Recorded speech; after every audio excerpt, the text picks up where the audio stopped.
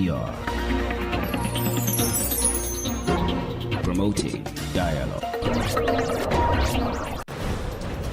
It's 6 p.m. in Dakar and Abidjan and 7 p.m. in Abuja. Good evening and thank you for staying tuned to West Africa Democracy Radio, broadcasting on 94.9 FM and worldwide at wadr.org. Welcome to Newslink. First, the top stories. Reactions trail adoption of bill to strengthen penalties against homosexuality in Senegal. The law of criminalize, I think that is something important for me. Cette loi qu'on a votée. This law that we just passed is something the population largely supports. Authorities in Togo embark on nationwide polio vaccination campaign to immunize 1.8 million children. One person sustained gunshot wound as Liberia and Guinea border dispute escalates. We are recommending that the border points remain closed until Senegal government can handle these matters. And Ghana and South Korea signed 3 strategic agreements, including on maritime security. Please stay tuned for details of the stories and more. On the news, this is a more edit. Many thanks for joining our broadcast. We'll begin with parliamentary issues first. In Senegal, as lawmakers on Wednesday adopted a bill to strengthen penalties for acts described as against nature. The reform amends Article 319 of the Penal Code, notably doubling prison sentences for same-sex relations. The vote comes at a time when the country is intensifying a crackdown on homosexuality. Christopher Teacher reports. Senegal's National Assembly has adopted the draft law by an overwhelming majority. Out of 138 lawmakers who voted, 135 supported the bill, while 3 abstained and none voted against it. However, some opposition lawmakers had hoped the legislation will go further by fully criminalizing acts described as against nature. Among them is Independent Member of Parliament Chiano Alassane Sow, who voiced his position. I will not vote for your law because it is a law of deception. It is a law meant to mislead. You cannot keep manipulating the people or deceiving them. You cannot continue claiming that yesterday Senegal was a land of sin, that God's wrath would fall here, and then bring back the same laws. You, who accused Macky Sall, tolerated when Prime Minister Sonko said homosexuality was tolerated here. Where were you then? Who claimed to oppose homosexuality? The hypocrisy I see here is killing me. The Senegalese government was represented during the debate by Interior Minister Mohamedou Bamba Cissé, who said maintaining the offense as a misdemeanor while increasing penalties was the most appropriate option. The classification of the offense allows cases to be processed quickly and enables courts to sentence those found guilty of acts considered unnatural to a minimum of 5 years in prison, with penalties that can go up to 10 years. Which is the maximum. Some people continue to debate whether the act should be fully criminalized, but supporters argue that the current law is the most appropriate option available. The law also introduces criminal penalties for promoting or financing homosexuality in Senegal. It now awaits promulgation by President Bassirou Diomaye Faye. Christopher Teacher filed that report. Meanwhile, reactions are pouring in to the 10-year prison sentence that is now the penalty for acts against nature in Senegal. The law passed by the National Assembly toughened the penal code by doubling the penalties for homosexual relations, which now range from 5 to 10 years in prison. Here in Dakar, we gathered the opinions of the population. The law of criminalize, I think that is something important for me. I think that in a country like Senegalese, we have religions don't accept this fact. That is why I say that this pen is so good for Senegalese people. This government don't accept this fact. I agree with this law because I am against same-sex marriage. Senegal is an Islamic country, and we have many Sufi brotherhoods that don't recognize it. They don't want it at all. Never. It doesn't reflect the reality of the country. It will discourage those who do it and those who might still want to do it. It won't. Cette loi qu'on a votée. This law that we just passed is something the population largely supports. In Senegal, the majority of the population is entirely Muslim, and there are so many few Christians. I think this will discourage them. Even if it doesn't discourage them, it won't increase further. It will decrease somewhat. Ça va diminuer un peu. This law that was passed will push those who were committing the act to withdraw and reconsider, to come to their senses, and so on. I think it's a good idea. Those were views of some Senegalese here in Dakar. In Togo, the National Assembly has adopted the first reading of a bill to strengthen efforts against counterfeiting within the West African Monetary Union. This decision was made during a session on Tuesday chaired by the National Assembly President Komi Salom Klasu and attended by the Minister of Economy and Finance, Esowe Georges Bakola. The purpose of this reform is to update the existing legal framework to address the growing problem of counterfeiting, which poses a significant threat to financial stability and undermines confidence in the currency. Details with Augustine Colley. The adopted bill updates the uniform law established in 1982 by member states of the West African Monetary Union, aiming to enhance mechanisms for combating currency counterfeiting. Key innovations of the law include the addition of new offenses related to the counterfeiting of banknotes and coins, the introduction of criminal liability for legal entities, and the requirement to report counterfeit currency to the relevant authorities. The law also outlines applicable sanctions, procedures for legal proceedings, and responsibilities of the Central Bank of West African states regarding the centralization of seized banknotes and coins.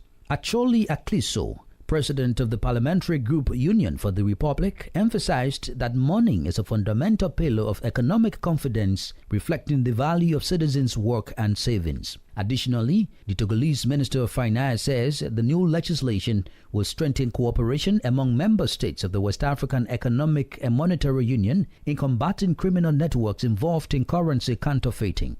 The bill is also expected to preserve the stability of the common currency and secure economic transactions within the community. With the adoption of this text, Togo aims to bolster the protection of its currency and enhance economic confidence across the region. Augustine Colley filed a report. Meanwhile, a nationwide polio vaccination campaign is kicking off this Thursday in Togo. The campaign will run till March 18 and will cover the entire country. Health authorities aim to vaccinate around 1.8 million children as part of effort to prevent the spread of the disease. Togo had previously eliminated polio, but a new case was detected on February 20 in the Mo Health district near the border with Benin. The discovery prompted authorities to quickly organize this large-scale immunization drive. A lead focal point of the exercise will join us in the second half of the news. More stories coming up on West Africa Democracy Radio. Newslink continues.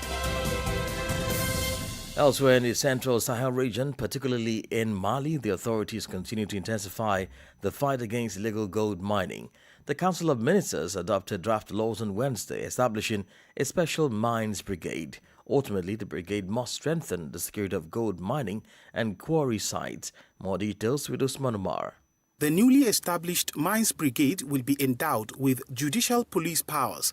It is intended to combat the exploitation of mining and to strengthen security at gold mining and quarry sites throughout Mali. According to the Council of Ministers press release, the brigade will participate in implementing control and repression measures in the mining sector. Its mission will be to identify violations of mining legislation, support judicial investigations, and contribute to the protection and security of mining sites. According to the same note, this decision comes amid an increase in illegal gold mining, the trafficking of mineral substances, and the use of prohibited chemicals in certain mining areas. The authorities also mention environmental damage, frequent accidents at artisanal mining sites, and safety risks linked to gold panning activity. Mali is among the leading gold producers on the African continent. The country's industrial production is between 60 and 70 tons per year, and can even reach 100 tons in some years. Gold is the country's primary source of export revenue and accounts for more than 70% of national exports, contributing an estimated 8% to 10% of the gross domestic product. The creation of the Special Mining Brigade is part of a series of reforms undertaken in recent years to strengthen the oversight of the mining sector. In particular, Mali adopted a new mining code in 2023 aimed at increasing the sector's contribution to the national economy and improving the regulation of mining activities. Usman Umar filed the report. The Independent Electoral Commission of the Gambia has convened its monthly stakeholder meeting as part of ongoing preparations for the upcoming electoral activities in the country. The meeting brought together representatives from various sectors to review preparations, discuss key electoral issues, and address emergent concerns ahead of the next supplementary voter registration exercise. According to the IEC, the exercise will begin on April 8 and continue through May 21, 2026.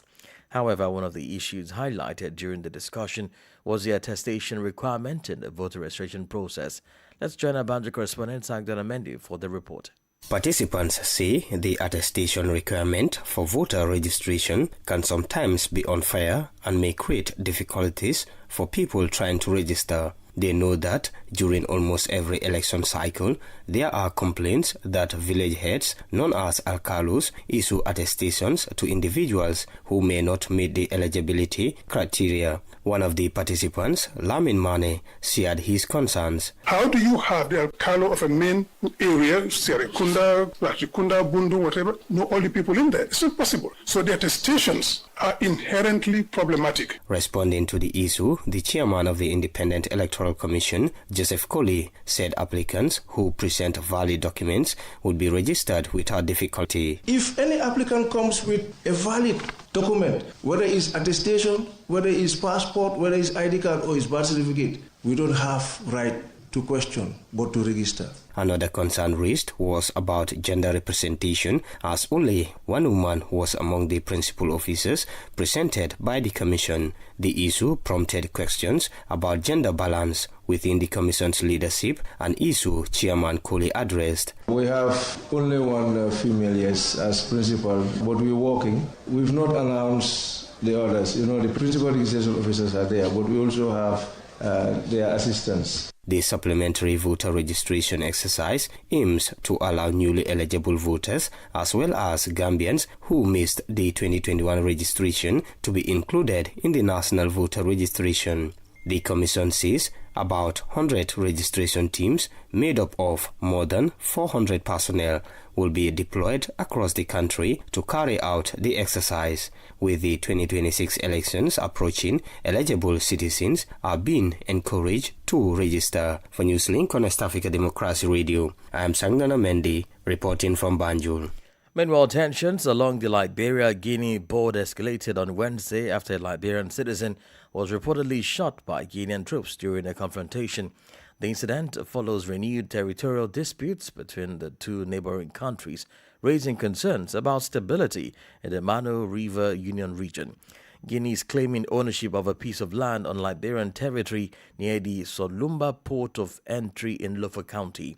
The violence comes even as authorities in Monrovia and Conakry hold diplomatic talks, with a resolution expected in the coming days. WDL's Monrovia correspondent Abraham Parker reports. Tensions escalated along the Liberia-Guinea border on Wednesday after Guinean soldiers fired gunshots. According to local sources, the incident began when Guinean troops returned to the disputed area early in the morning and rehosted their national flag, triggering a confrontation. During the clash, a 44-year-old Liberian citizen, Edward Libibi, was reportedly shot, as confirmed by Foya District Commissioner Yamena Saish. Guineans were still advancing, trying to cross to reclaim the side of Liberia, and the soldiers shoot across to despite the Liberians' surveillance. They were how the border hit one of our citizens. In response, anti-Liberian police officers have been deployed to the area to maintain order and protect the residents. The head of the Liberian Security Dedication to the region, Nelson Freeman, says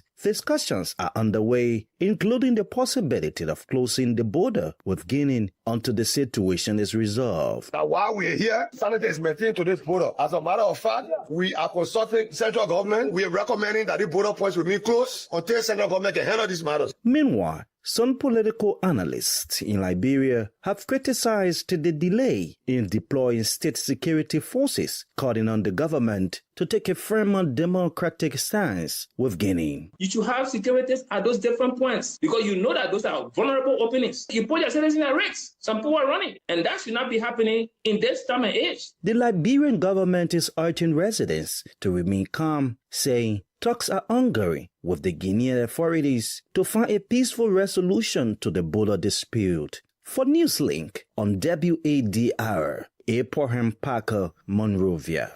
President John Mahama reaffirmed Ghana's commitment to strengthening ties with the Republic of Korea, following bilateral talks with Korean President Lee Jae-myung.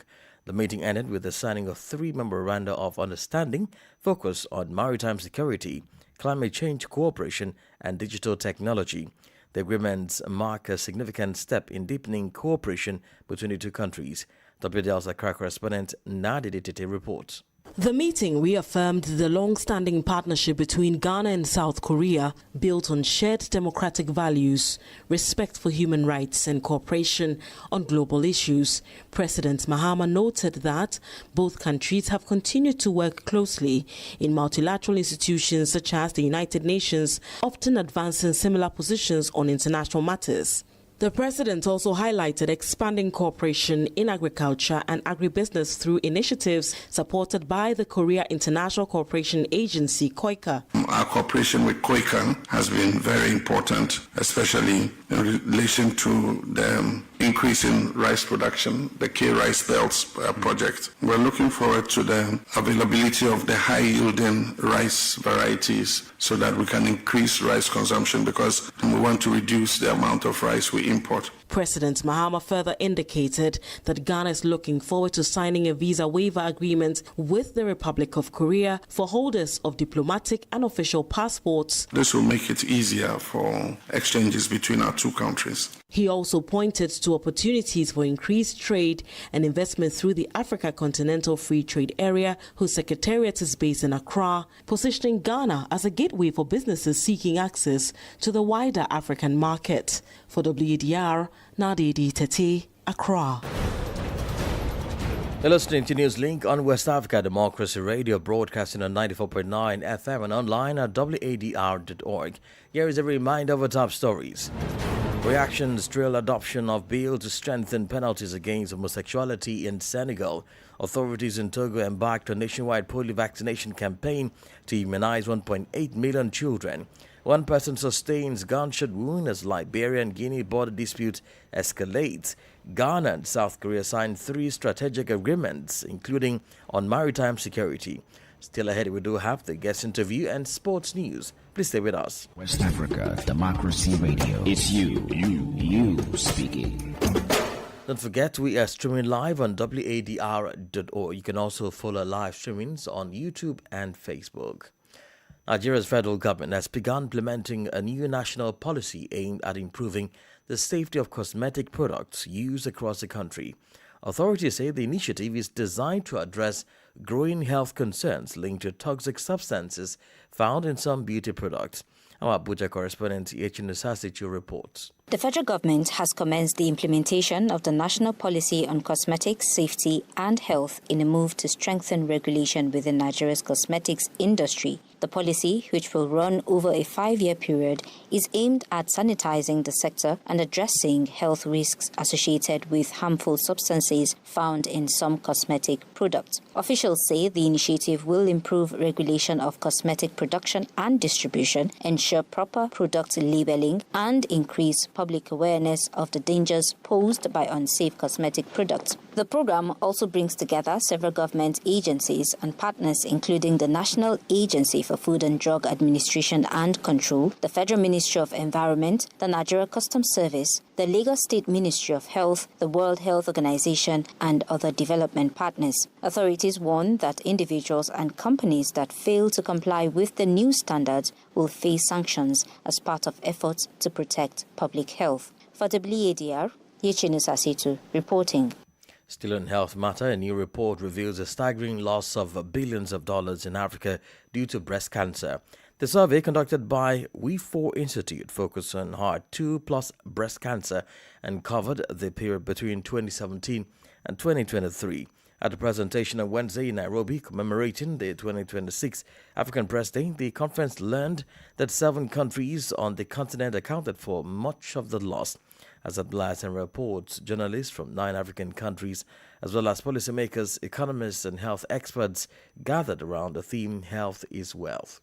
The study by the health company Roche says Africa lost over $10 billion in productivity due to breast cancer between 2017 and 2023. According to the analysis, nearly 90% of these losses are among women in their most productive years, underscoring the economic impact of the disease on African families and economies. Over the same period, the registered cases represented 20% of all cases on the continent. The countries most impacted were Algeria, Côte d'Ivoire, Kenya, Morocco, Nigeria, South Africa, and Tunisia. Maturin Chomi, head of the International Pharma Zone at Roche Africa, says breast cancer is a growing threat to African societies, urging increased investment.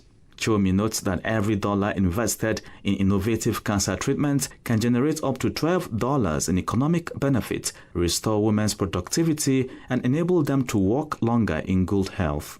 Experts also stressed the importance of screening and early diagnosis in a continent where 77% of women with breast cancer are diagnosed at an advanced stage, making treatment more difficult and expensive. For their part, participants at the Africa Press Day advocated for the strengthening of African health systems, including the integration of women's cancer services into primary health care and the development of local research and diagnostic capacities. Abdullah Hassan filed that report. Politics, analyses on major news, social matters, and all. This is The Guest. A nationwide polio vaccination campaign is kicking off this Thursday in Togo. The campaign will run until March 18 and will cover the entire country. Health authorities aim to vaccinate around 1.8 million children as part of efforts to prevent the spread of the disease. Togo had previously eliminated polio, but a new case was detected on February 20 in the Mo Health District near the border with Benin. The discovery prompted authorities to quickly organize this large-scale immunization drive. Professor Kofi Edem Jadu, president of the National Committee for the Fight Against Polio, explains the importance of the campaign. A case of polio was recently reported in Benin. Since Benin shares a border with Togo, and in line with the World Health Organization's guidelines, Togo had to take preventive measures. Preparations for a vaccination campaign were already underway. However, during the process, Togo also detected a case of an orphan polio virus. These developments prompted authorities to accelerate efforts in order to quickly stop the circulation of the virus in the country. What age group are you targeting in this phase of the exercise? The campaign targets children aged 0 to 59 months, meaning all children under 5 years old. Togo had previously announced its success in eliminating polio. How do you explain the presence, or should we say the resurgence, of this case today? Togo had eliminated the disease, but surveillance for possible cases continues in accordance with WHO recommendations. Every week and every month, health facilities across the country report all cases of acute flaccid paralysis they observe, regardless of the cause. Whenever a child shows signs of paralysis, health workers investigate the case, collect stool samples, and send them to Ghana for laboratory testing to determine whether the polio virus is present. This surveillance system operates nationwide. It was through this monitoring process that the case in Japanga district was identified, which then prompted authorities to intensify vaccination efforts. The campaign will take place in 2 phases. How will you ensure that vaccinated children receive the required doses to develop adequate immunity? Under the routine immunization schedule, children receive vaccines at birth, 6 weeks, 10 weeks, 14 weeks, and 9 months. The oral polio vaccine is given at birth, 6 weeks, 10 weeks, and 14 weeks, while the injectable vaccine is administered at 14 weeks and 9 months. This routine schedule already provides protection. The current campaign aims to strengthen the immunity of children even further. Some children, however, are not fully vaccinated. For example, the child involved in the recent case in Togo had received only 1 dose at birth and missed the doses scheduled at 6, 10 and 14 weeks. Through this campaign, vaccinators will go door to door in affected districts to ensure that children are vaccinated. For those who may be missed during the initial visits, there will be 2 additional days during which parents can bring their children to health centers. Vaccinators may also return to households identified through mapping as having unvaccinated children to make sure no child is left out. Professor Kofi Edem Daji is the president of the National Committee for the Fight Against Polio in Togo. In sport news, we begin with basketball, where Nigeria's women's team, the Tigress, cruised to a 70-37 victory over Colombia at the FIBA Women's World Cup qualifying tournament in France, delivering a dominant defensive performance despite already securing qualification for the global event. And in football, Nigeria under-20 midfielder Daniel Dagger has been sentenced to 6 months in prison in Norway after being found guilty in a sexual assault case, a development that now casts doubt over the young player's future in the sport. Meanwhile, in Champions League, it was a tough outing for Premier League clubs in the last 16 first legs. Manchester City lost 3-0 to Real Madrid. Tottenham Hotspur fell 5-2 to Atletico Madrid, and Chelsea were beaten 5-2 by PSG, while Liverpool lost 1-0 to Galatasaray. Arsenal and Newcastle both managed draws, leaving several English sides with work to do in the second legs. And we've come to the end of this edition of Newslink on West Africa Democracy Radio, broadcasting from Dakar, Senegal. Thank you for listening, and many thanks to Ismaila Kamara and Maudu Juf for the technical assistance. Let's keep the conversation coming on all of our social media platforms, TikTok, X, Instagram, and Facebook at WADR English. And at the bottom of the hour, coming up will be the repeat broadcast of WDR's Opinion Poll series, It's You Speaking. I am Imo Edet. Good evening. And many thanks to you for listening to Newslink via Hot 104.3 FM, Hilltop Radio 104.7 FM, and Veritas Radio 102.9 in Banjul, the Gambia. We also appreciate our listeners in Liberia via Alternative Youth Radio 98.9 FM, Lofa County, Radio Kagama 94.5 FM, Nibe County, DCN Radio 91.3 FM, Riverside County, Wakat FM Radio, Banga, Liberia, Radio Baf FM 91.3 Sierra Leone in Nigeria, and Love 104.5 FM